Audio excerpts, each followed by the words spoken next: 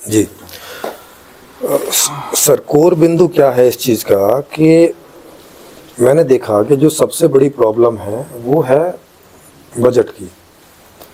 सारे लोग, वो अच्छे लोग हों जिन्हें हम अच्छे कहते हैं या जिन्हें हम बुरे लोग कहते हैं, माने बुरा व्यवहार करते हुए देखते हैं, जिसमें भ्रष्टाचार, चोरी चकारी, कुछ भी जो भी नेगेटिव सारा व्यवहार है वो भी, और जितना भी पॉजिटिव व्यवहार है, तो देखते हैं कि हर आदमी बजट के लिए कर रहा होता है, पैसे के लिए कर रहा होता है।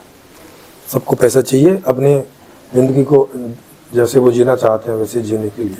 तो हर आदमी इसमें जिसको जो स्कोप है, जिसको जो अवसर मिलता है जिस भी लेवल पर, वो वहाँ उस अवसर का उपयोग इसी आधार पे करना चाहता है कि अधिक से अधिक वो पैसा कमा ले, आज के लिए, कल के लिए, आने वाले कल के लिए, परसों के लिए, जितना भी ज़्यादा कमा के रख सकता है। और आज की दुनिया में उसकी कोई ऐसे लिमिट सेट नहीं हो रखी कि यहाँ तक करके फिर छोड़ दें, फिर बहुत हो गया, इससे ज़्यादा ज़रूरत नहीं है। तो उस वजह से आदमी कमाता ही जाता है, कमाता ही जाता है, और एक उस फ्लो में चला जाता है कि अब वो फिर बीच में जाके रुक भी नहीं सकते, क्योंकि इतनी सारी प्रोसेस उसकी चल रही होती हैं कि कहीं भी रुकेगा तो बहुत सारी दिक्कतें उसको खड़ी हो जाएंगी। उससे जो हज़ारों लोग जुड़ चुके हैं उनकी ज़िंदगी, उनकी आर्थिक स्थिति बिगड़ने लगेगी। तो इसमें दिक्कत क्या पाई मैंने कि ये जो मेन प्रॉब्लम है ये क्यों करके आ रही है। तो इसमें मुझे अर्थशास्त्र के जो बेसिक फंडा है उसमें बहुत बड़ी कमी मुझे दिखी। और कमी क्या दिखी? कमी ये दिखी कि हम लोगों के पास में मांग करने का अधिकार उतना ही है जितना हमारे पास बजट होता है, पैसे होते हैं जितने, उससे ज़्यादा हम मांग कर नहीं सकते, हमारा अधिकार ही नहीं है। मतलब अभी संविधान इस तरह का है कि पैसे के द्वारा वो आपके अधिकार को कंट्रोल कर देता है या हो जाता है आपका अधिकार। अगर आपके पास 5 रुपए हैं तो आप 6 रुपए की मांग नहीं कर सकते। मेरे पास 50 रुपए हैं तो मैं 60 रुपए की वस्तु की मांग नहीं कर सकता, 50 की करूँगा। तो इस वजह से होता क्या है कि क्योंकि 90% से ज़्यादा आबादी के पास उतना पैसा नहीं है जितनी कि वो मांग करना चाहती है अपने जीवन में, जितना उनका खर्चा है, सब कुछ है। जब नहीं है तो इससे ओवरऑल पूरे भारत की जो मांग होती है वो थोड़ी होती है, क्योंकि केवल 10% लोग हैं जो अपने फुल फ्लैश जितनी मांग करनी है वो कर लेते हैं। बाकी 90 में ऊपर से जितना नीचे आते चले जाएंगे, मांग का दायरा कम होता चला जाता है। अब जब मांग ही कम होती है तो अर्थशास्त्र इस ढंग से काम करता है, या कोई भी देश की व्यवस्था इस ढंग से काम करती है कि जितनी मांग आ रही है उसके प्रोडक्शन की व्यवस्था होती है, बाजार के द्वारा भी, सरकार के द्वारा भी, क्योंकि दोनों बजट से गवर्न होते हैं, दोनों बजट के बाहर नहीं जा सकते। अंबानी भी बजट से बाहर नहीं जा सकता, देश भी बजट से, यानी पीएम भी, सीएम भी बजट से बाहर नहीं जा सकते, वो उनकी सीलिंग है। तो थोड़ी मांग होगी तो थोड़ा ही प्रोडक्शन होगा। अब थोड़ा प्रोडक्शन होगा तो थोड़े प्रोडक्शन के लिए रोजगार भी थोड़ा ही पैदा होगा, थोड़े लोग चाहिए ना, ज़्यादा लोगों की तो ज़रूरत नहीं है। जब थोड़े लोगों की ज़रूरत है तो थोड़ा रोजगार क्रिएट होगा और वो थोड़े लोगों को मिल जाएगा कि भाई आ जाओ, 5 वैकेंसी हैं या 10 वैकेंसी हैं या 50 वैकेंसी हैं, ऐसे करके थोड़ा सा जो है वो, तो 10% अपर लोग वो या तो उद्योगपति के रूप में या बड़ी बड़ी पोस्ट के रूप में जहाँ बड़ी बड़ी सैलरी रहती है, बाकी 15% और मध्यम वर्ग लगा लो जो 20,000, 30,000, 35,000 इसमें लगा लेते हैं। बाकी 5-10% लेबर लगा लो जो 5,000, 10,000 या मिनिमम वेज 12,000 तक काम करते हैं। उसके नीचे सब सरकारी नीतियों पर जीते हैं, मतलब दान पर, दक्षिणा पर, चोरी पर, चकारी पर, 420 पर। इंडिया में आज 21 करोड़ लोग ऐसे हैं जिसकी एक दिन की आय 150 रुपये से, हाँ वही बता रहा हूँ, मतलब ऑन एन एवरेज 5,000 से नीचे तो कमाते ही है, तो खर्च क्या करें? हाँ वही बात, बाजार में नहीं है। तो अब इससे क्या होता है कि जो मांग ही नहीं हो पाती। अब एक नियम उधर है, उधर क्या है नियम के बिना रोजगार के आपके पास पैसा नहीं आएगा, है ना। अगर आपके पास रोजगार नहीं है तो आपके पास पैसा आने का कोई जरिया नहीं, वो निकल करेगा। तो उस नियम ने इसको दबा रखा है, क्योंकि पैसा नहीं है तो आप मांग नहीं कर पा रहे, और चूंकि मांग नहीं है तो रोजगार नहीं पैदा हो पा रहा। आपको दिख रहा है ये सब, है ना। इस नियम ने मांग नहीं कर पा रहे तो रोजगार दबा हुआ है, और रोजगार नहीं है माने आय नहीं है तो मांग दबी हुई है। तो ये दोनों नियम एक दूसरे को मिनिमम पे करके रखते हैं, मतलब इससे नीचे नहीं हो सकता। हाँ बस मेरा 15 मिनट का ही है, इसलिए उसके बाद नहीं, और ये आधा ही टॉपिक रखूंगा, इस पर प्रश्न, फिर उसके बाद सॉल्यूशन। तो अब जब तक ये अर्थशास्त्र ऐसा रहेगा तो ये केवल 10% लोग हाईली इस चेन में रहेंगे और 15% लोग मीडियम वेव से और 5% लोग निम्न वेव से, माने कुल मिला के 20 और 10-30% लोग ही इस अर्थशास्त्र में घूमते रहेंगे, क्योंकि उन्हीं को इनकम हो रही है, जितनी हो रही है थोड़ी ज़्यादा वही मांग कर रहे हैं और उसी का प्रोडक्शन हो रहा है। बाकियों को तो दान दक्षिणा और सरकार चावल दे दे, गेहूँ दे दे, वो उससे काम चल रहा है। तो जब तक ये हालत है, ये अर्थशास्त्र ऐसा है, तो इसमें ना कोई उद्योगपति कुछ कर सकता, क्योंकि उसने तो उतने का प्रोडक्शन करना है जितने की मांग हो रही है, इससे ज़्यादा वो कुछ नहीं कर सकता। बना के तो रख नहीं लेगा, रख भी देगा बाजार में तो आप खरीदने जाओगे नहीं, क्योंकि पैसे ही नहीं है, तो वो बाजार में रखा रखा सड़ जाएगा। तो इसमें उद्योगपति कुछ नहीं कर सकता। सरकार के पास में टैक्स भी इतने से ही ज़्यादा, जितना प्रोडक्शन होगा उसी पर टैक्स होगा, तो वही, तो लोग गरीब तो सरकार गरीब, तो सरकार भी बजट देख के ही अपना बनाएगी। और चूँकि थोड़ा बजट है, सरकार के भी अपने खर्चे हैं, तो वहाँ पर भ्रष्टाचार भी होगा, क्योंकि भाई सारे उनको वहाँ समझ में आ जाता है, प्रधानमंत्री को जाके वहाँ समझ आ जाती है बात, या सीएम को या कोई भी नेता को, कि भाई साहब यहाँ सबका कुछ नहीं हो सकता, क्योंकि इतना बजट ही नहीं है। तो फिर वो क्या करते हैं कि फिर अपना तो करो, जब सबका नहीं हो सकता तो अपना तो कर लो, तो वो फिर अपने में लग जाते हैं। इसी बात को भ्रष्टाचार बोलते हैं। अब वो इसको चाहे चंदा लेके करें, चाहे कुछ काम में गड़बड़ी करके करें, चाहे कुछ भी करके करें, अब काम करके वो वोट मांग नहीं सकते, क्योंकि काम तो हो नहीं रहा, तो काम के आधार पर वोट कैसे मांगेंगे। अब वोट मांगने का क्या तरीका रह जाता है, या तो जाति पाति रह जाती है, या तो धर्म रह जाती है, या तो इसी तरीके के रह जाते हैं, ऐसे जो मतलब फ्री वाले तरीके हैं जिनमें पैसा नहीं खर्च होता, फ्री वाले तरीके हैं, वही तरीके रह जाते हैं। या इमोशनली कर लो कि मैं जो है राजस्थान का रहने वाला हूँ, मैं गुजरात का रहने वाला हूँ, तुम्हारा ही बेटा हूँ, तुम्हारे ही बेटा, इमोशनली माने फ्री वाले तरीके बचते हैं वोट मांगने के। अब उसमें जो एक्सपर्ट होता है वो ले जाता है वोट। ज़्यादा ऑप्शन है नहीं है, तो जनता को भी इसको या उसको वोट करना पड़ता है, और जो 2-3 ऑप्शन है वो सारे एक ही जैसे हैं। काम इनमें से कोई नहीं कर सकता, क्योंकि बजट से काम होते हैं, बजट किसी के पास नहीं जा रहा है। तो ये सबसे बड़ी समस्या, ये जो अर्थशास्त्र है ये सब की लगाए हुए है, वो पीएम हो, सीएम हो, वो जज हो, वो पुलिस हो, वो मैं हूँ, वो आप हो, वो कोई भी हो। तो ये हो गया पहला भाग। अब इसमें आपको कोई क्वेश्चन पूछना है तो पूछ लीजिए, अगर इसमें आप कुछ भी पूछ सकते हैं। जी सर, इसमें आपने कहा बजट के ऊपर, जी ऐसा नहीं है, बजट जानबूझ कर सरकार इस चीज़ को, बजट को इंक्रीज नहीं करना चाहती है। कि 1-2 एग्जाम्पल आपको देता हूँ। जैसे क्योंकि जब अपन 1900 में शिक्षा नीति पढ़ते हैं, तो शिक्षा नीति, प्रत्येक शिक्षा नीति में जब प्लानिंग करती है, सारी घोषणा होती है कि 6% बजट का वो होना चाहिए, लेकिन देते 2%, 3% ही खर्च करते हैं वास्तविक। ऐसे ही हर क्षेत्र का ये लोग जानबूझ के दूसरे, ये राजनेता यदि ऐसे ही करना चालू कर देंगे, बजट वो हो कि इतना हो जाए तो लोग, जनता के पास पैसा पहुंच जाएगा, तो जनता के पास पैसा पहुंच, उनकी आवाज़ उठा हो जाएगी। दूसरी बात यह है, आप ऐसा कुछ नहीं है।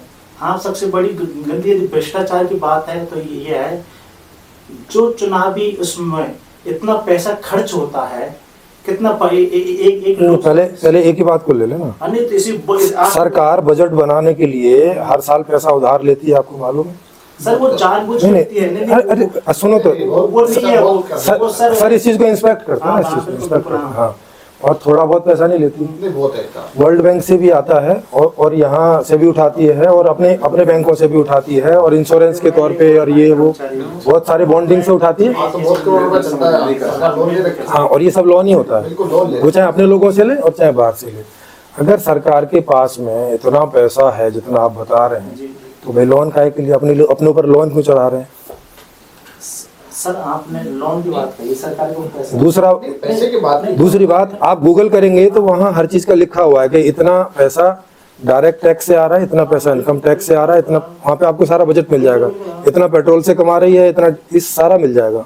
और ये सारा मिला के भी जितना बजट, जितने वादे अभी वो थोड़े बहुत जो भी पूरे करते हैं, उसके लिए भी ये बजट पूरा नहीं पड़ता, उधार मांगते रहती है। हाँ जी, अभी भी जब मोदी सरकार ने 14 में आई थी, मेन मुद्दा था काला धन का, और ये फैक्ट बात है, आपको बता दूं, मैं भी प्रोफेसर हूँ ज्योग्राफी से, तो ग्रेजुएशन मेरे पास वो रही थी, इकोनॉमिक्स रह रही थी, बाकी अब प्रेजेंट में ज्योग्राफी से हूँ।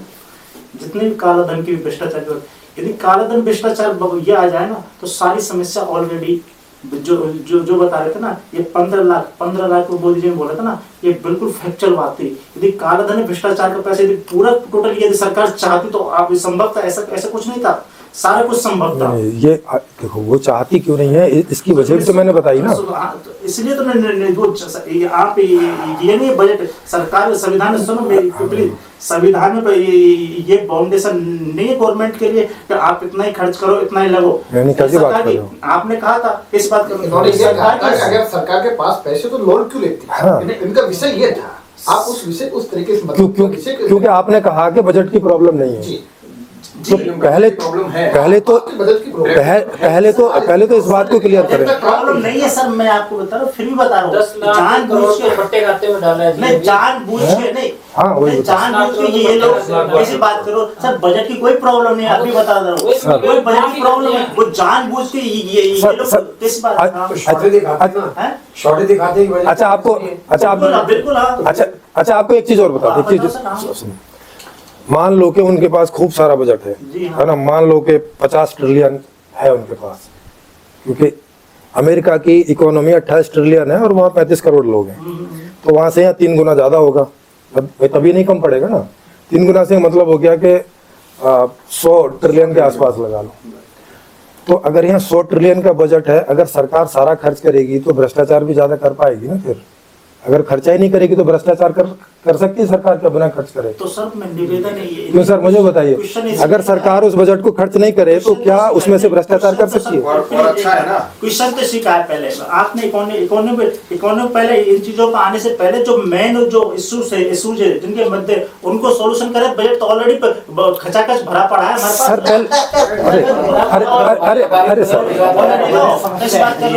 अरे सर कहाँ पड़ा है वही तो बताओ। अरे सर कहीं बैंक में ही होगा ना। अरे सुनिए किसी बैंक में होगा ना। अरे सर सरकार का भी खाता होता है, सर सरकार का भी खाता होता है। कितना करोड़ रुपए खर्च जाता है अपने देश में, ये बता दीजिए आप उसी से अंदाजा लगा लो कितना अपने पास बजट है, कितना आ रहा है। बहस करने का कोई मुद्दा ही नहीं है। अगर ये बता दो उससे आप अंदाजा नहीं, ये तो ओपन है सर, गूगल पे डालिए और हम ओपन बात। मतलब आप एक ऐसी बात कर रहे हैं नहीं समझ रहे मेरी बात।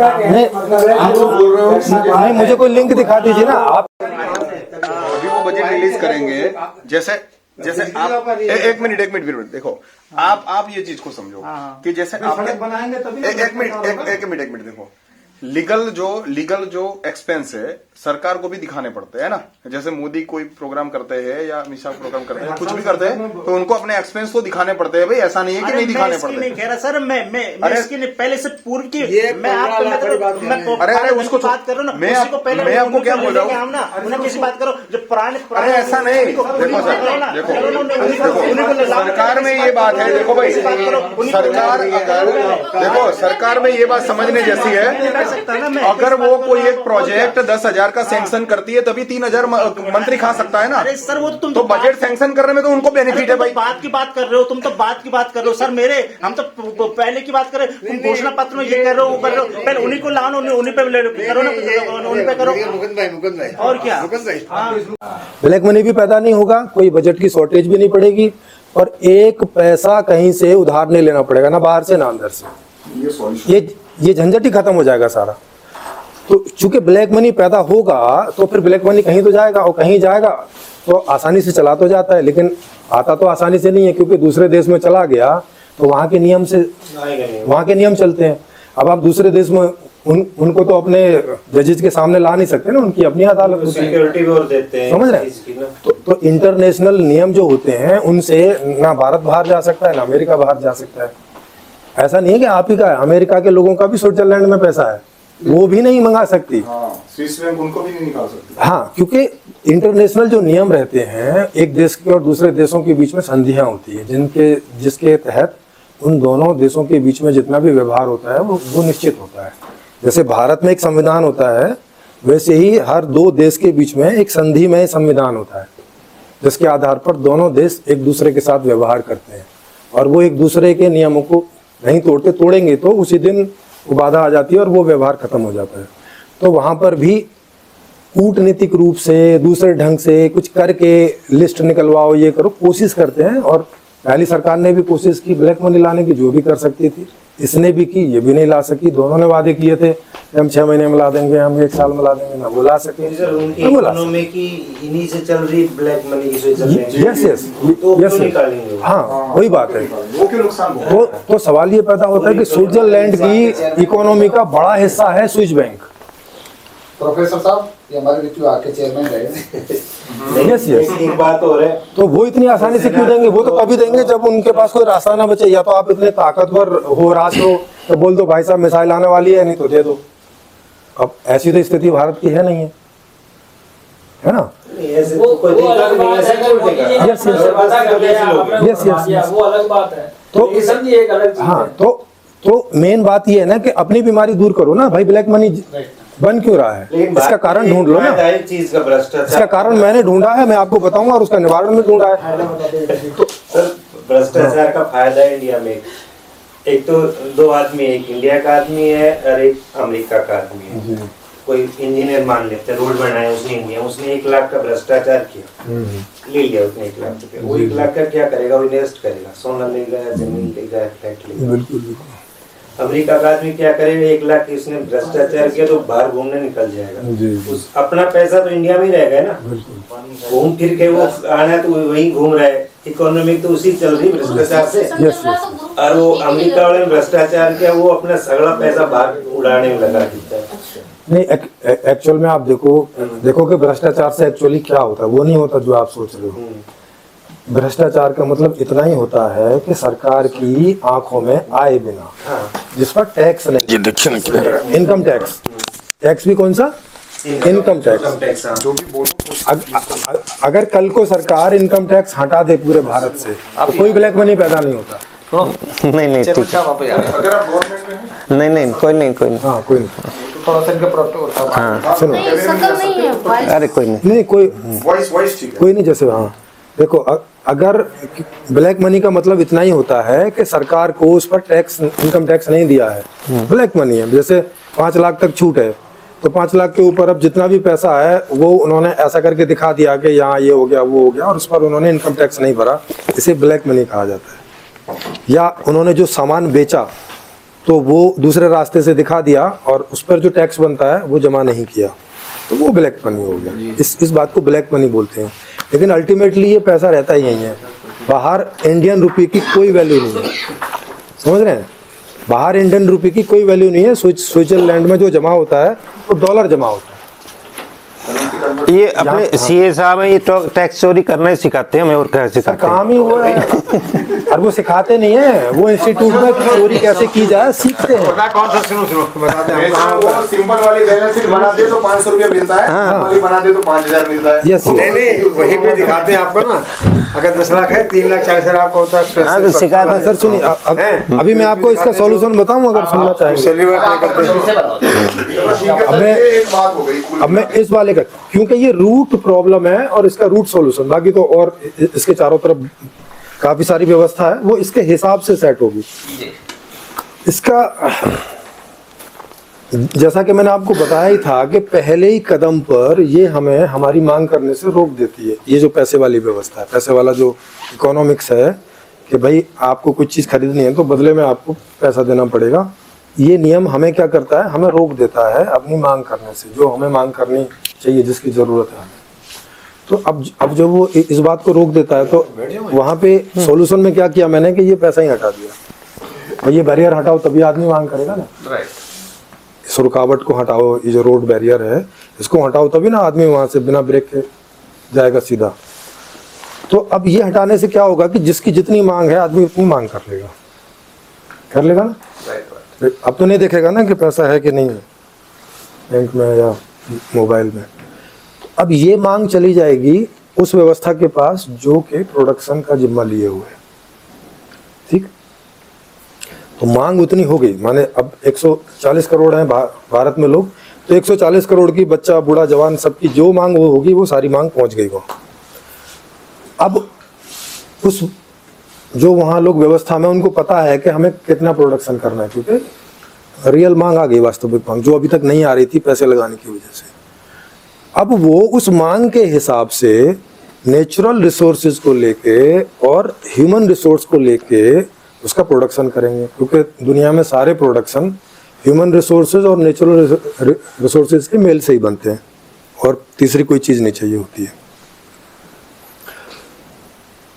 इससे प्रोडक्शन करके जहाँ से मांग आई जितनी जितनी, वो वहाँ पे डिलीवर करना है। अगला कदम ये होता है प्रोडक्शन करने के बाद में, और सारा अर्थशास्त्र बस इतना ही होता है। अब चूंकि यहाँ पैसे की जरूरत नहीं है मांग करने के लिए, तो वहाँ सैलरी देने की भी जरूरत नहीं है, ठीक। अब सैलरी देने की जरूरत नहीं है तो काम आप सारे ह्यूमन रिसोर्स पे बांट सकते हो। आपको एक ही आदमी से 8 घंटे 10 घंटे काम कराने की जरूरत नहीं है। आज क्यों करवाना पड़ता है? आज मजबूरी ये है कि अगर हम 5-5 घंटे उनको करेंगे तो सैलरी हमें ज़्यादा देनी पड़ेगी, और हमारी जो प्रोडक्शन कॉस्ट है वो बढ़ जाएगी। भारत में भी बढ़ जाएगी। जो थोड़ा बहुत एक्सपोर्ट कर पाते वो भी नहीं कर पाएंगे, क्योंकि हमसे दूसरे देश सस्ते में दे रहे हैं। तो इंटरनेशनल मांग हमें नहीं आएगी, तो हमें बाहर से जो भी इंपोर्ट करना है हम भी नहीं कर सकेंगे, क्योंकि हमें फिर बदले में डॉलर नहीं मिलेगा। समझ रहे हैं ये मजबूरी? तो ये जो मजबूरी है, ये इस इकोनॉमिक्स, ये जो खराब इकोनॉमिक्स है, या बोले असभ्य टाइप का या जंगली टाइप का इकोनॉमिक्स, क्योंकि ये कोई मैथ पर आधारित नहीं है। सिंपल सा है कि भाई जिस चीज की मांग ज्यादा है और आपूर्ति कम है, वो उसका मूल्य ज्यादा होगा, और जिस चीज की मांग कम है और आपूर्ति ज्यादा है, भैया वो कौड़ी के भाव। ये कोई तरीका है क्या किसी चीज का वैल्यू तय करने का? ये कोई सभ्य तरीका है? आप खुद ही बताओ। ये तो जंगली तरीका है ना, कि जिसकी लाठी उसकी भैंस। इनका जवाब तो प्रोफेसर साहब देंगे। भाई जिसकी लाठी उसकी भैंस हो गया ना ये। मतलब एक ही किसान अपनी ट्रैक्टर लेके जाता है, आज उसका भाव 200 रुपया है, कल 230 हो गया, परसों 185 हो गया। ये क्या चीज है भाई? कोई मैथमेटिकल कैलकुलेशन ही नहीं है कि ये प्रोडक्शन ऐसे करके जबकि मेहनत तो हर बार इतनी लग रही है। फ्लड हो गया तो भाव गिर गया, सड़ रहा है। हाँ, 5 रुपए किलो नहीं बिकता। नहीं, किसान की फसल का कोई देखो, किसान की जो फसल होती है ना, उसका कोई MRP नहीं होता। हाँ, बाकी जो भी प्रोडक्शन है उनकी सबकी MRP होती है। नहीं, वहाँ पर भी दिक्कत है। वहाँ पर भी दिक्कत है। वहाँ पर भी देखो 250, कभी वो 270 में भी देगा। सुनिए कोई जगह नहीं, वो ज्यादा वो नहीं आएगा, 270 आ जाएगा, 65 आ जाएगा। वहाँ पर भी है, देखो तो उसको एक फिक्स तो होगा है ना भाई, मैंने ये चीज मेरे 20 रुपए की बनी है, मैं इसको 25 में बेच रहा हूँ। बाजार में 2 पॉलिसी काम करती है। वहाँ पे ऐसा नहीं है जैसा आप सोच रहे हैं सारे बाजार में। बाजार में 2 पॉलिसी है। एक है जिसमें कंपटीशन बहुत ज्यादा है, एक है जिसमें मोनोपोली है। जैसे ऐसे प्रोडक्ट हैं जो केवल 1 या 2 कंपनियों के पास, जैसे उदाहरण के लिए एप्पल की डिवाइसेज है सारी, वो केवल एप्पल कंपनी बनाती है, उसके उसमें कोई कंपटीटर नहीं है ना। वो जितना मर्जी रेट रखे, जिन्हें खरीदना है वो वही उसको खरीदेंगे। वो मोनोपोली है, तो वहाँ वो कितना भी रेट रख सकता है, वो कभी लॉस में नहीं जाएगा। लेकिन जो ऐसी चीज़ें जिसमें बहुत ज़्यादा कंपटीशन है, जैसे कि मोबाइल के जो ये चीप वाले मोबाइल हैं, 10, 15, 20 हज़ार वाले मोबाइल हैं, इसमें चाइना की और इंडिया की जो है cut to cut, neck to neck competition आ गया था। तो इंडिया की कई मोबाइल कंपनियां पानी पी गई, बंद होगी ना, हो गया माइक्रोमैक्स और कई सारी, नोकिया तक बंद हो गई। हाँ, स्विट्जरलैंड यस, मतलब अच्छे देशों की कंपनियां पानी पी गई।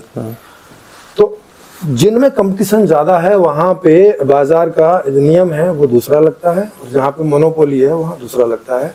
किसानों पे क्योंकि वो मांग से ज्यादा पैदा कर रहे हैं, किसानी के जितने प्रोडक्ट्स हैं उसकी सप्लाई ज्यादा है, मांग उसकी उस हिसाब से है नहीं सीजनल। तो कई बार ऐसा होता है सीजन में कि उनके उसका रेट उतना भी नहीं मिलता जितना वो उसमें जो है इन्वेस्ट कर चुके हैं। तो हर साल हर एक राज्य में कई बार उनके लोन माफ किए जाते हैं, तब जाके किसान थोड़ा बहुत जिंदा है, नहीं तो वो कब के सुसाइड और ज्यादा कर चुके होते हैं। तो ये सब करना पड़ता है। तो इस तरह की, अब ये जो मार्केट सिस्टम है, ये जो इकोनॉमिक सिस्टम है, इसे आप कहीं से भी समझदार बोलोगे क्या? कहीं से भी कोई साइंटिफिक, मैथमेटिकल कोई ऐसे शब्दों से नवाज सकते हो इस बात को कि बड़ा ब्रिलियंट भाई इकोनॉमिक्स है, क्या कह रहे हैं? बोल सकते हो ऐसा? नहीं बोल सकते। मैं सर से पूछ रहा हूँ। प्रोफेसर साहब बताओ। नहीं सर, ऐसा तो जो आप कह रहे हैं ये बात तो सही है, क्योंकि प्रोडक्शन ज़्यादा है तो स्वाभाविक है कि सस्ती चीज़ होगी, और जो चीज़ प्रोडक्शन का वो महंगी होगी, सीधी सी बात ये है। बात आपकी ये सही है, और ये ज़्यादा कम भी नहीं, मोनोपोली में ज़्यादा भी नहीं होगी, कम भी नहीं होगी, लेकिन वो मर्जी से रेट रखेगा। ये तो सुनो सर जी।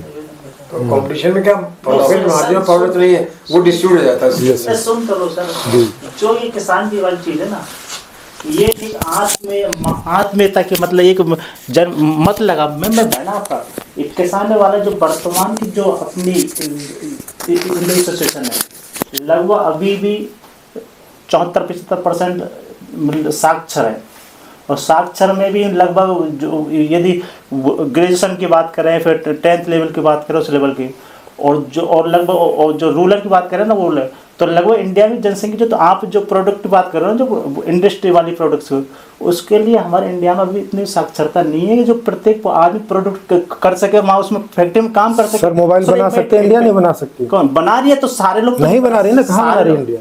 तो सारे नहीं, अभी तो कई कंपनी गई हैं, बना सकती है, और मोबाइल ही नहीं सर मैं कई सारे प्रोडक्ट हैं जिन्हें इंडिया बना सकता है, लेकिन नहीं बना सकता क्योंकि चाइना से महंगे पड़ते तो हैं। पूरा हो जान दो ना, कोई नहीं खरीदेगा। मेरे सुन तो लो सर। हाँ जी। और जो ये फील्ड का काम है, क्षेत्र का काम है, इसमें ना तो किसी के हर आदमी के दिमाग की जरूरत होती है, ना इसमें तो जनजात वो होता है कि मेरे दादा करके आए, वो करके आए, खेती बाड़ी काम करना है, ऐसे कि पानी दिलावाएगा ऐसा, वो ऑटोमेटिक मेरे बट में चाहे कितना भी है, बाप का इतना है तो खेत इतने में पैदा मिलेगा ही मिलेगा, इतने मेरे हिस्सा खेत को आएगा ही आएगा। नहीं, सवाल तो इकोनॉमिक्स का था ना, क्या ये इकोनॉमिक्स ठीक है? अरे आप ये बात कह रहे हो, सॉरी HL ने आज तक सिर्फ एक ट्रांसपोर्ट एक बनाया, सनफोरेट 70 तक को नहीं बना पाई वो। हम TOT ले रहे हैं बाहर से, डॉडियर है जो ट्रांसलेटर का 228 328 बात तो बना ही नहीं पाए, जर्मनी से लेकर कोई लगी चले आ रहे हो, क्या मतलब? नहीं मतलब आपके है नहीं, मैं वहाँ तक लेके आ रहा हूँ सर, मैं वहाँ तक लेके सर, मैं वहाँ तक पहुँच रहा हूँ सर, मैं धीरे धीरे पहुँच रहा हूँ मैं वहाँ तक, आप जहाँ तक पहुँचाना चाह रहे हैं वहीं तक पहुँच रहा हूँ जी। हाँ, तो वो इसका कारण ये किसान वाला कारण जो ये है, क्योंकि अभी नहीं, मैं तो किसान की बात नहीं कर रहा, जो भी चला हम तो इकोनॉमिक्स की बात कर रहे हैं ना। इकोनॉमिक्स की बात, उसमें किसान ही नहीं है, उसमें लेबर भी है, उसमें बहुत सारे। तो बिल्कुल सर, एक मिनट सर, तो कहने का मतलब ये है, इकोनॉमिक जो मेन फंडा है, जब तक हमारी एजुकेशन व्यवस्था मजबूत नहीं होगी। सर एजुकेशन को भी बजट चाहिए ना, वही तो नहीं है। तो वही तो मैं कह रहा हूँ। तो फिर मैं इतनी देर से क्यों कह रहा हूँ कि बजट क्यों नहीं? भाई अर्थ तो धर्म का भी मूल है, ऐसा बोला है तो ऐसे थोड़ी बोला होगा। भाई बिना स्कूल के पढ़ाओ, गवर्नमेंट निकाल ही नहीं पाएगी तो कहाँ से एजुकेशन देगी? इतनी भर्ती नहीं कर पाती है टीचर्स की। अरे सर जानबूझ के संसाधन नहीं दे पाती है, उसमें भी कट होता है। आप जानबूझ के पे चले गए। हम तो कह रहे हैं कि अगर आपके पास बजट है आप दे दो, हम स्कूल खोल देते हैं। 3 साल चलो सरकार तो जानबूझ के नहीं कर रही, आप तो दे दो, आपके पास तो बहुत बजट होगा, 500 रुपए दे दो फिर। आपकी तो इंटेंशन है ना, क्योंकि ये चीज का डिमांड एंड सप्लाई ऐसे है, हम समझ ये नहीं सर्व समाज की सोच का इंटेंशन होता है ना, तो वो कहीं ना कहीं से आपकी तो है ना इंटेंशन, बिल्कुल इंटेंशन। तो आप दे दो ना उतना बजट जितने के लिए हम सारे सबके लिए स्कूल खोल दें, कॉलेज खोल दें। कैसी बात कर रहे हो आप? क्यों मेरे पास सर अगर सारों के लिए ये कर देंगे तो 10 लाख करोड़ जो बट्टे खाते में डालो वो कैसे डालेंगे? अब और एक कहानी सुनो, अभी तो और एक कहानी आपको नहीं बताई। हाँ सर, एक कहानी और सुनो। जी बताइए सर। अभी जितने लोग ग्रेजुएट हैं, क्या सबको जॉब है? नहीं है। तो अभी आप कह रहे हैं ना कि पढ़ाई की जरूरत है, पढ़ाई की जरूरत है। अभी जो और पढ़ाओगे तो वो बेरोजगारी तो रहेंगे, जो पढ़े हुए हैं उनके लिए रोजगार नहीं है। आपने मेरा सुना भाई पढ़ाई मूल नहीं है ना, अगर पढ़ाई मूल होती तो पढ़ाई करके फिर बेरोजगार हो गए। जब तक सुनो मेरी सुनो सर एक मिनट, और ग्रेजुएट सुनो सर प्लीज सुनो, और ग्रेजुएट कितने? सुनो अरे सर एक आंकड़ा जी सर आप ठीक है, इनको बोलने दो ना, 2 मिनट बोलने दो। एक और आंकड़ा दो। ठीक है सर। डॉक्टर अम्बेडकर ने एक बात कही थी, संविधान जब लास्ट में संविधान सौंपा, संविधान कितना भी खराब हो, यदि उसको लागू करने अप्लाई करने वाले उनका इरादा यदि वो सही है तो गलत चीज भी अच्छी साबित होगी। तो आप कोई गलत आदमी है क्या? ये सुनो मेरी नहीं करो, जो है मतलब आप नहीं हो क्या? है ना, नहीं आपको किसी ने रोका है कि जो है आप इलेक्शन में जाओ, अच्छे आदमी हो आप, इलेक्शन में जाओ, प्रधानमंत्री को रोका है क्या आपको? मौका अभी इसी के लिए कोशिश कर रहे हैं।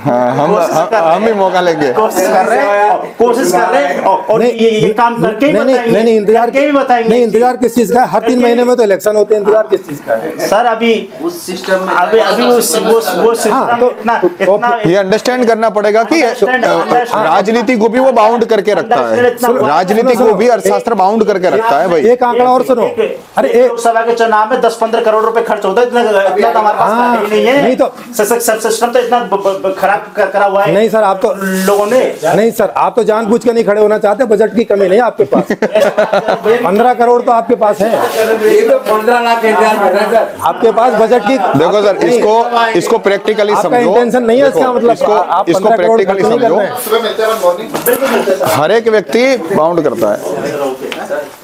अच्छा एक आंकड़ा और सुनते जाइए जाते जाते। भारत में केवल 4.5% लोग हैं जो ग्रेजुएट या उसके ऊपर पढ़ते हैं, बस इतना कोई मौका मिलता है।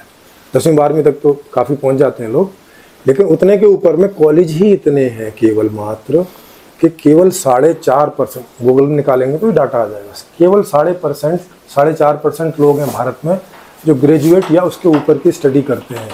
इनको भी सबको जॉब नहीं है, प्राइवेट और सरकारी दोनों सेक्टर में मिला के उनको भी नहीं है जॉब। तो अभी सबको पढ़ाने की बात का मतलब फिर उनकी जॉब कहाँ से आएगी?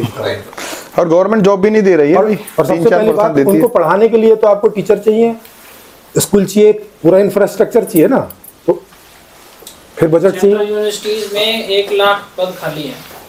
हाँ, लेकिन गवर्नमेंट कर नहीं सकती क्योंकि जैसे ही भर्ती करेगी दूसरे दिन बजट रिलीज, अगले महीने से सैलरी देनी पड़ेगी। अरे सर कोई बात है ना, बजट तो देखिए दुनिया की हर सरकार चाहती है कि गरीबी दूर हो। हाँ ठीक है, इंसान कहते हैं खुशहाल हो जिंदगी, इसलिए सरकार बनती है। और सर आपके कुछ आइडियाज, आपका अनुभव जो रहा है, दूर नहीं कर सकते। नहीं आपका सर, आपका जो अनुभव है, और भी चीज है आपका मेरा एक पॉइंट और है, आपका जो अनुभव है वो भी रखिए। अगर सरकार काम कर दे तो आराम से लोग वोट करेंगे, उसको नहीं कभी करेंगे अनुभव रखिए कि तो फिर ये दंड फंड करने की जरूरत पड़ेगी सरकार नहीं अरे सर, तो फिर सारी बात है। एक नेता ने बोला था गरीब को मारो, गरीबी अपने आप हटेगी। नहीं, पहले बात है ना, एजुकेशन हम इसलिए लेते हैं कि हमें जॉब मिल जाए, पहले सोच तो ये रहती है हमारी, है ना? कोई बात नहीं, तो सोच पहली हमारी यही कि एजुकेशन इसलिए लें कि हमें जॉब लग जाए, इसलिए लेते कि अपन एजुकेशन हर तरह काम आ सकती है, जरूर थोड़ी जॉब के लिए एजुकेशन मेन फोकस रहता है। मेन तो पहले जॉब है ना, जॉब ही नहीं है तो और क्या काम करेंगे? जब पैसा ही नहीं होगा तो काम क्या करोगे आप? नहीं, जॉब से पैसा थोड़ी सर और किससे पैसा? कि आप ग्रेजुएशन के बाद एक रेड लगाने में आपको शर्म आती है। सर वो भी जॉब तो हो गई ना। इकोनॉमिक्स की जो बात चल रही है, क्या आपको लग रहा है कि ये सही है? ये इकोनॉमिक्स रहते हुए कुछ भी हो सकता है क्या? कोई पॉसिबिलिटी है जब तक अगर आप इसको नहीं बदलते? ऑक्सफैम की और कौन सा दूसरा रास्ता? ऑक्सफैम की रिपोर्ट में आपको बता दूं, इस इकोनॉमिक्स का रिजल्ट, नेट रिजल्ट जो है वो ये है कि भारत, और ये 19 का है, अभी और भी बढ़ गया है, 2019 की रिपोर्ट है, 73% जो इनकम है भारत की टोटल साल की, वो 1% की जेब में जाती है। हाँ। ये ऑक्सफैम की रिपोर्ट है, आप अभी निकाल के देख लो। तो अब आप सोच लीजिए कि 99% जो लोग हैं वो केवल 23% इनकम पर जीते हैं, और इसमें ऊपर के 9% पे ज़्यादा है, बाकी नीचे आएंगे तो वो कुछ भी नहीं बचेगा। जैसी वो इसलिए तो समान टैक्स नहीं लगा पा रहे इंडिया में, जैसे बाहर फॉरेन में टैक्सेस ज़्यादा है, उसमें साथ में एजुकेशन मेडिकल सब फ्री है, वो टैक्सेस ज़्यादा लगा रखे, वो इक्वल सब पे बराबर लगा रखा है। अब इंडिया में इस तरह के लगा भी नहीं सकते। अभी इसलिए नहीं लगा सकते कि उसके लिए पहले तो इंफ्रास्ट्रक्चर चाहिए, क्योंकि उतना टैक्स लगाने का मतलब है कि आपको तुरंत 70% का लगा, तुरंत एजुकेशन 60% तुरंत हो नहीं सकती है। इनडायरेक्ट टैक्स बहुत ज्यादा है सर। डायरेक्ट टैक्स नहीं है। हाँ, डायरेक्ट नहीं है ना। नहीं, अब वो 1% जो जिनके इनकम जा रही है उनको भी 60% लगा है, जिसका इनकम बहुत कम उनको भी लगा है, कैसे फर्क होएगा ना उसमें। और ये वर्ल्ड का फिगर और भी खराब है, बहुत खराब हो जाएगा। वो वर्ल्ड का फिगर और भी खराब है, वर्ल्ड का है 82%। इनकम जो है पूरी दुनिया की वो 1% की जेब में जा रही है। इसका मतलब आप लगा सकते हो कि भारत से भी खराब हालत में बहुत सारे देश हैं, बहुत ज्यादा। तो ये जो आप फिनलैंड, स्विट्जरलैंड और उसकी जो बात कर रहे हैं, वहाँ पे 60% टैक्स है। हाँ, 60% है, और वो भी कई देशों में 70%, कई देशों में तो। हाँ, और वो भी कैसे करके है, थोड़ा सुनो, वो उनकी पॉलिसी बहुत बढ़िया है। वो वाली पॉलिसी अगर इंडिया लगाए तो ज़्यादा अच्छा है। वहाँ पे ये है कि अगर आपने वस्तु खरीदी तो वहाँ पर भी 60% टैक्स है, नहीं खरीदी और आपने साल के अंत तक पैसा बचा के रख लिया तो उसमें से भी अगर 100 रुपए आपके बचे अकाउंट में तो 60 सरकार को चले हाँ, जाएंगे हो जाएंगे, सीधे। पूरे जाएंगे। तो आप चाहें तो सामान खरीदो और नहीं तो सीधा दो। तो उसमें क्या करते हैं कि लोग फिर 1 साल पुराना कोई लैपटॉप हो गया कुछ हो गया तो नया ही खरीद लेते हैं। तो इससे एक तो वहाँ मांग बनी रहती है, दूसरा कि मांग बनी है तो रोजगार भी बना रहता है। समझ रहे, ये सर्कल वहाँ चलता रहता है केवल इस नियम की वजह से कि अगर आपने कैश बचा के रखा तो उस पर भी टैक्स चला जाएगा। तो सोच लीजिए। तो ये सब नियमों की बात रहती है कि आपने क्या इकोनॉमिक्स अडॉप्ट कर रखा है, उसका क्या नियम है ये, और इसके बावजूद भी वहाँ पे बहुत हालत खराब है। 3 मेन चीजें एजुकेशन, मेडिकल, ये फ्री है बिल्कुल वहाँ पे। एजुकेशन और मेडिकल, लेकिन जहाँ फ्री है वहाँ लाइन लगती है। अगर आपको वैसे जाना तो प्राइवेट में ही जाइए, वहाँ पर मतलब वहाँ गरीबों, ऐसे समझो कि गरीबी आदमी जाए, जैसे यहाँ कौन जाता है सरकारी हॉस्पिटल में, यहाँ कौन जाता है, वही जैसे लाइन में लगना हो। और जिसके पास पैसा वो तो नहीं जाएगा ना, वो तो जाएगा फोर्टीज में जाएगा, वो तो मैक्स में जाएगा, बोलो जाएगा, है ना। और जाना भी चाहिए उसको। तो ये हालत वहाँ पर भी है, पर भारत की तुलना में बहुत अच्छी स्थिति है, तुलनात्मक देखेंगे। लेकिन वहाँ पर भी ऐसे लोग हैं जो कचरे में से खाना उठा के खाते हैं, तंबू बांध के बैठते हैं। हाँ। पूरे दिन का जो पिज्जा पड़ा है वो शाम को उनको मिलता है निकाल। हाँ, लेकिन वो जो खाना है वो यहाँ भारत का गरीब आदमी को जो ताजा खाना मिलता है वो कबाड़े का भी इससे बेहतर है वहाँ, क्योंकि जो फेंकते हैं वो थोड़ा सा पुराना हुआ और फेंक देते हैं। तुलनात्मक में बहुत अच्छी स्थिति है, मगर ये अर्थशास्त्र वहाँ भी बर्बाद किए हुए, वहाँ पर भी खाई जो है ना उसी हिसाब से बहुत डिफरेंस बहुत ज्यादा हो गया वहाँ पे भी। और उस डिफरेंस की मेन प्रॉब्लम वहाँ पे पूरी है ना, क्रेडिट पे जी रहे हैं लोग। हाँ, क्रेडिट पे जी रहे हैं। हाँ। और वही सिस्टम यहाँ पे आया, क्रेडिट कार्ड का। बहुत ज्यादा चलता है। इंडिया में क्या है कि बचाया हुआ है बचत ने, तो और यहाँ पे जो बचत वाला नियम है ये बहुत खराब नियम है। अब आप सोचो कि अगर एक बाप अपनी बच्ची की शादी के लिए पैसा इकट्ठा करेगा आज से, तो मतलब 20 साल तक वो इकट्ठा करता जाएगा। अब जो पैसा इकट्ठा कर रहा है इससे तो मांग नहीं कर रहा ना, वो ये 20 साल तक ये इकट्ठा होता जाएगा, इससे मांग नहीं करेगा। मांग नहीं करेगा तो इकोनॉमी नहीं चलेगी। तो अब यहाँ के जो इकोनॉमिस्ट है पता नहीं उनका दिमाग कैसा है क्या है, वो नहीं कर पाते। ऊपर से जो पॉलिटिशियन है उनमें से एक भी इकोनॉमिक्स नहीं है। वो पता नहीं गलती से मनमोहन सिंह कुछ समय के लिए आ गए तो उनकी सरकार नहीं चलती थी, वो दूसरों के उस पर ही चलाते थे। तो ये सारी चीजें, तो जब आप इकोनॉमिक्स का अध्ययन करेंगे तो आपको मालूम चलेगा कि इकोनॉमिक्स किसी काम का नहीं है, भारत का ही नहीं है।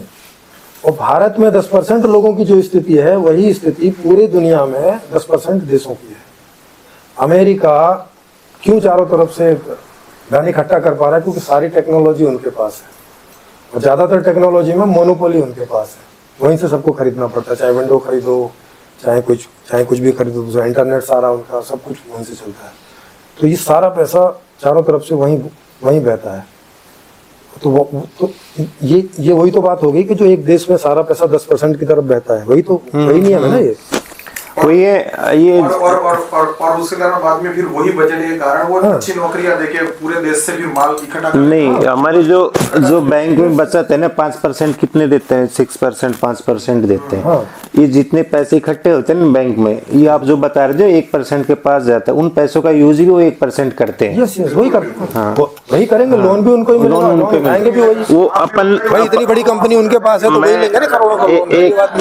1 लाख रुपए बैंक में इकट्ठा हो रहे हैं सब लोगों के, और वो उनको करोड़ों में 1% लोगों को मिल रहा है वो पैसा, पूरे इंडिया का पैसा। तो इस सब को देख सकते हो। तो अब जो दूसरा इकोनॉमिक्स मैं बता रहा हूँ, ये पूरा इकोनॉमिक्स एकदम कैलकुलेटिव है। इसमें एक भी समस्या जितनी भी अभी पैदा हो रही है शुरू से लेके आखिर तक, वो एक भी कहीं पैदा नहीं होगी, क्योंकि समस्या भी किसी कारण से ही पैदा होती है। वो कारण अगर आप नहीं रखते अपने सिस्टम में तो वो वाली समस्या और उसकी जो चेन समस्या के बाद समस्या जो है वो नहीं कर रहे। तो ये दूसरी वाली ये है। और इसके अलावा और बहुत सारे मॉडल हैं इसके। एजुकेशन का मॉडल अलग है, पॉलिटिक्स का मॉडल अलग है। पॉलिटिक्स का मॉडल जो मैं पूरा सेंट्रलाइज मॉडल है, लेकिन सत्ता की पावर किसके पास है? जनता के पास। कंट्रोल किसके पास है? जनता के पास है, नेताओं के पास है। अभी हम नेताओं को 2 काम के लिए चुनते हैं, कि वो संविधान बनाएंगे भी और चलाएंगे भी। उस सिस्टम में केवल चलाने का अधिकार उनके पास है, संविधान बनाने का जो अधिकार है वो जनता के पास 24 आवर 24 घंटे। तो ऐसे करके सेंट्रलाइज है, जनता पर सेंट्रलाइज है, किसी एक आदमी पर सेंट्रलाइज नहीं है। दोनों माने ऐसा सेंट्रलाइज है कि उसमें डिसेंट्रलाइज 100% है, इस तरह से सेंट्रलाइज है। तो उसमें कोई स्वतंत्रता नहीं है किसी की, और सबके कार्य उसमें निश्चित है।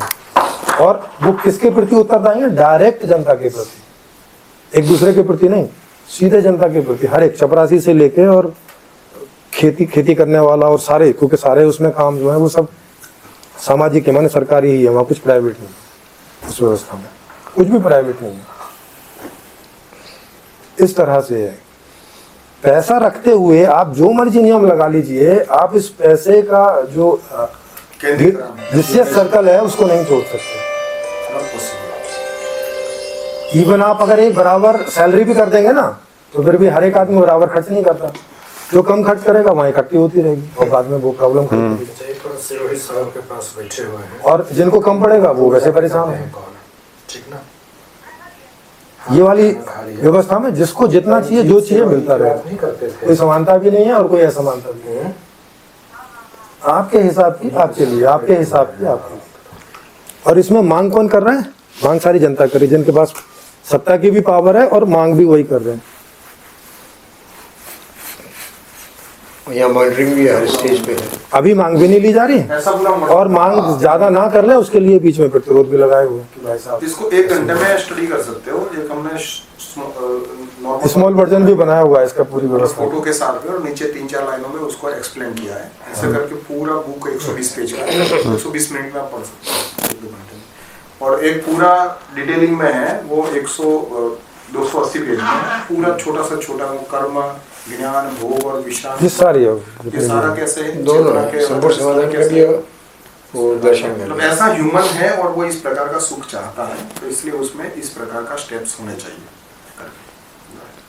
और ज्यादातर चीजें उसमें सहकारी रहेगी। ऐसा बहुत सारे लोग क्वेश्चन उठा दे कि भाई ये कैसे, अब सब कुछ फ्री कर दोगे तो कैसे पहुंचेगा। लेकिन सर हम नॉर्मली थिंकिंग करें कि एक व्यक्ति, अब जैसे आप अभी हम एक खाने के लिए जाते हैं किसी भोजनालय में, या कहो कोई ऐसी जगह पे जहाँ फ्री है ना, मैरिज फंक्शन है या कोई ऐसा फंक्शन है, वहाँ पे सब खाना पड़ा हो तो हम कितना खा पाते हैं? हमारी एक फ्रेम है ना, हमारे पेट की एक फ्रेम है, हमारी आंखों की एक फ्रेम है, हमारे पहनने के लिए बॉडी का एक फ्रेम है। पूरा जूतों का शोरूम आपको फ्री में दे दिया तो भी जूता तो आप एक ही जोड़ी पहनोगे प्रैक्टिकली। मतलब सिस्टम जो है वो पूरी फ्री करने के बाद में भी आदमी उतना ही यूज करेगा जितना वो है। और फिर जब उसको ये सेफ्टी है कि उसको अनलिमिटेड मिलने ही वाला है, हमें से मिलने वाला इनसिक्योरिटी इकट्ठा भी क्यों करेगा? नहीं करेगा, वो कर भी नहीं पाएगा क्योंकि कुछ है नहीं वो इकट्ठा करने। एक्सपर्ट हो गए, उसको पता है क्योंकि इकट्ठा करना, कल मिलना भ्रष्टाचार भी नहीं कर सकेगा क्योंकि आप काहे के लिए करेंगे? भ्रष्टाचार 2 वजह से होता है। केवल लेने भर को बैठा है इससे नहीं होता, देने वाला भी रेडी होता है मजबूरी में, तब कहीं भ्रष्टाचार होता है।